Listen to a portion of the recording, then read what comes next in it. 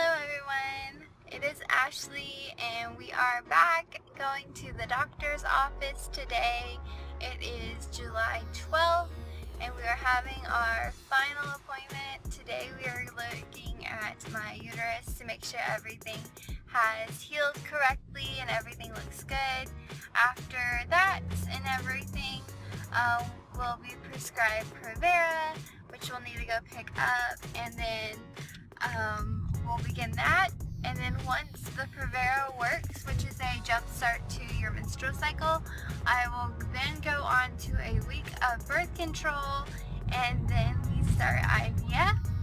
So within the next couple weeks, we should be starting to do medications, and then before you know it, we'll be doing egg extractions.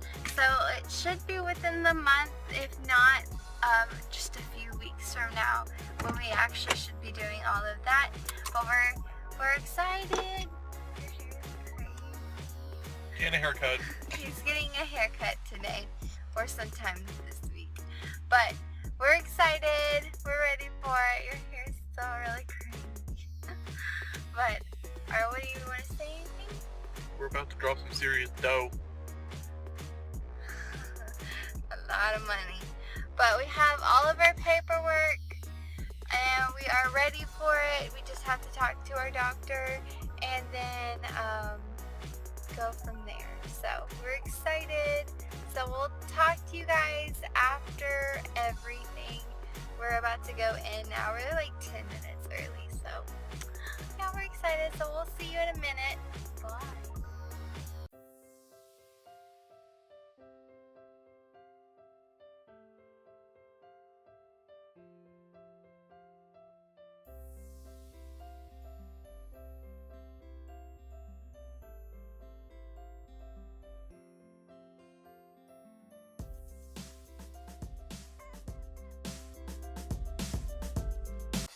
Okay, we're in the room. We're waiting for the doctor to show up.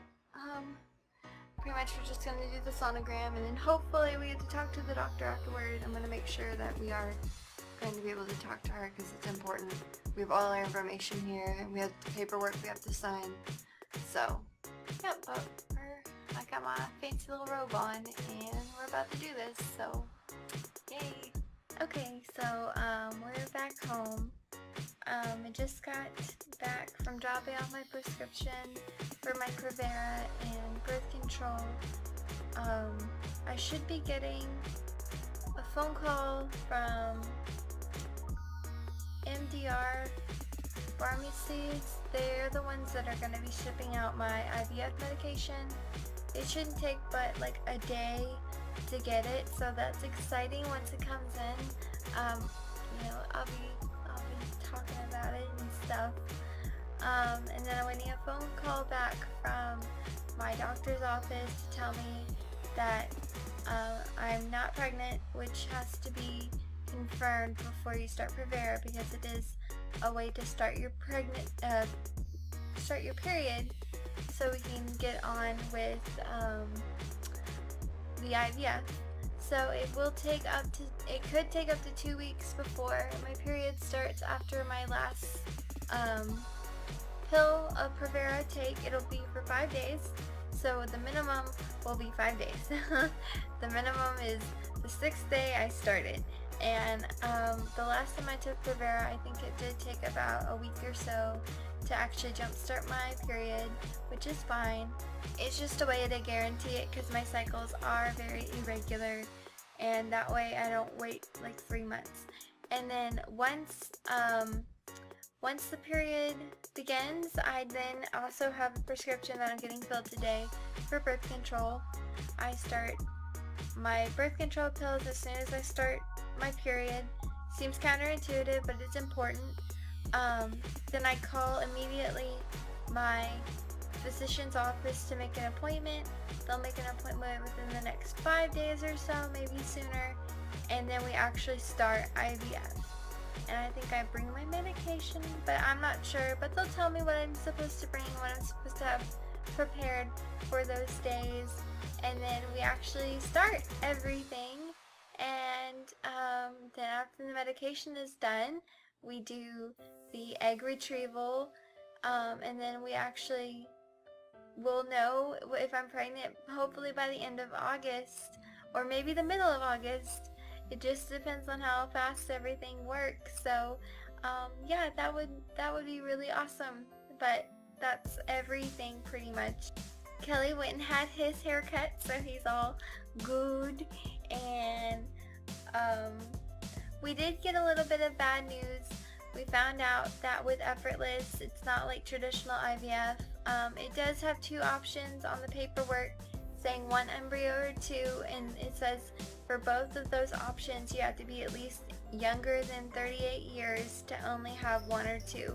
If you're over 38 years, then they request that you do 3 embryo insertions at once rather than just 1 or 2, because it is a lower chance of pregnancy the older you get.